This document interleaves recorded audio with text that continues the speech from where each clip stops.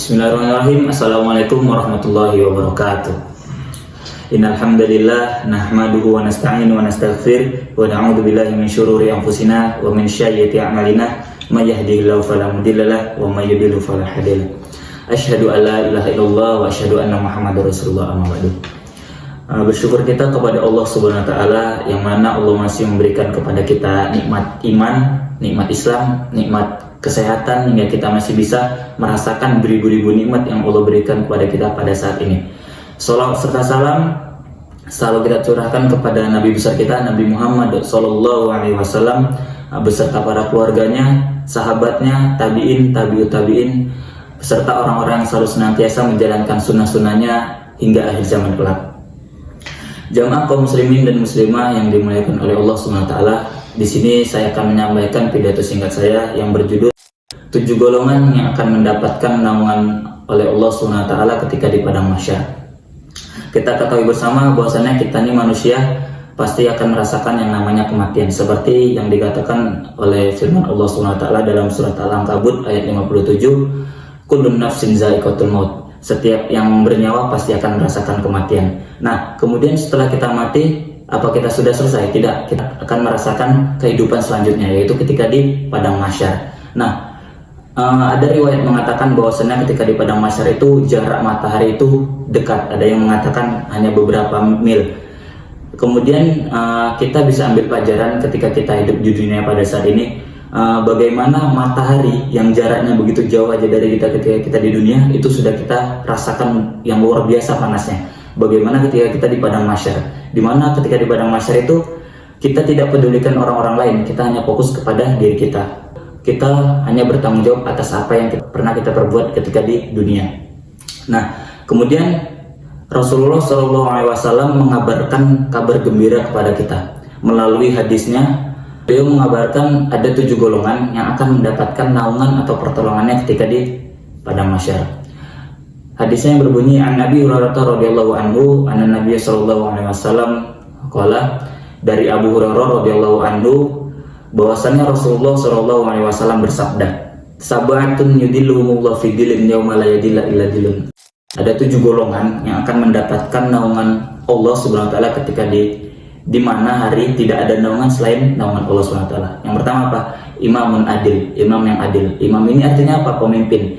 Mengapa dibilang adil? Karena pemimpin ini akan ditanyakan dari apa yang ia perbuat ketika ia hidup di dunia, apa yang telah ia tanggung jawabkan ketika di dunia.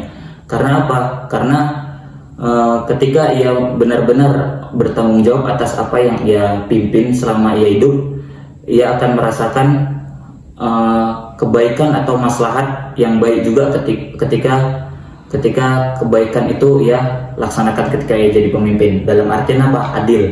Ketika ia adil, maka kemaslahatan kebaikan akan didapatkan oleh bawahannya.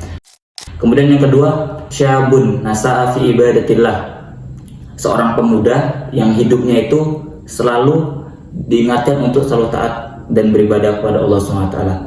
Nah, di sini kita tahu bahwasanya pemuda itu identik dengan hobinya ataupun apa yang ia suka. Tapi di sini ia selalu ingat dengan apa perintah Allah SWT untuk selalu taat dan selalu istiqomah. Kemudian warajulun qalbuhu mu'allaqu fil masajid, seorang laki-laki yang hatinya itu cinta kepada masjid.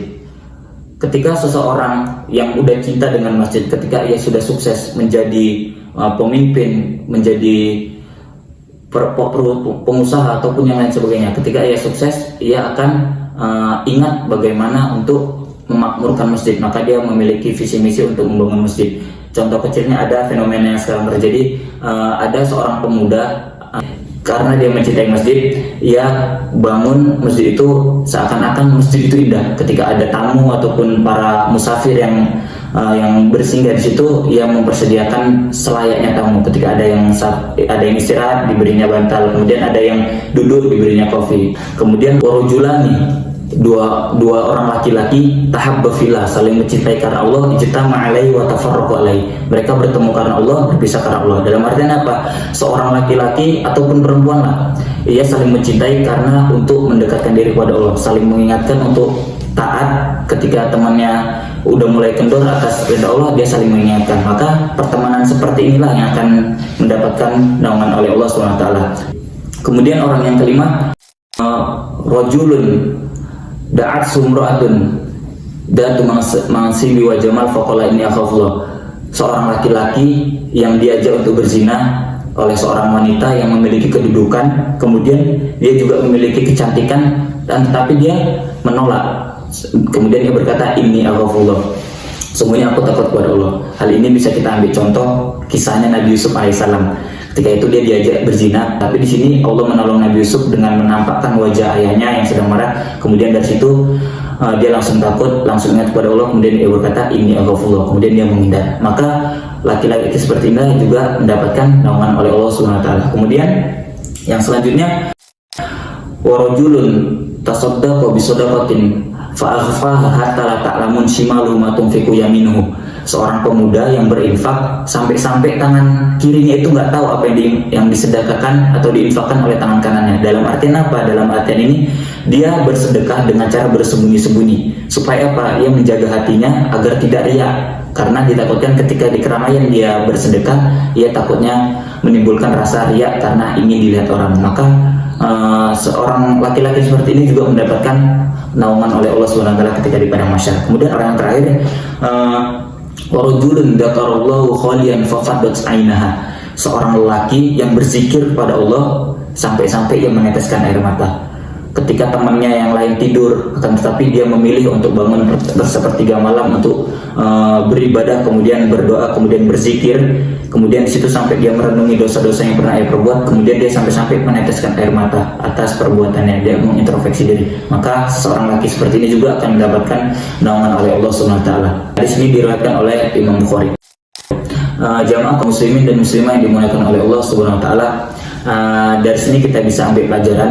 Mari dari hadis ini, kabar gembira ini yang disampaikan oleh Nabi SAW, kita jadikan pelajaran. Paling tidak, kalau kita tidak bisa menjadi ketujuh golongan yang akan mendapatkan pertolongan oleh Allah SWT ini, paling tidak kita menjadi salah satunya, orang yang bisa mengamalkan amalan ini, dan kemudian kita bisa mendapatkan naungan oleh Allah SWT ketika di padang mahsyar. Mungkin hanya ini yang dapat saya sampaikan. Kurang dan lebihnya saya mohon maaf. Jika ada baiknya itu datang dari Allah SWT, ketika ada kurangnya datang dari saya dan syaitan. Wallahu a'lam bishawab. Wabillahi taufiq wal hidayah. Assalamualaikum warahmatullahi wabarakatuh.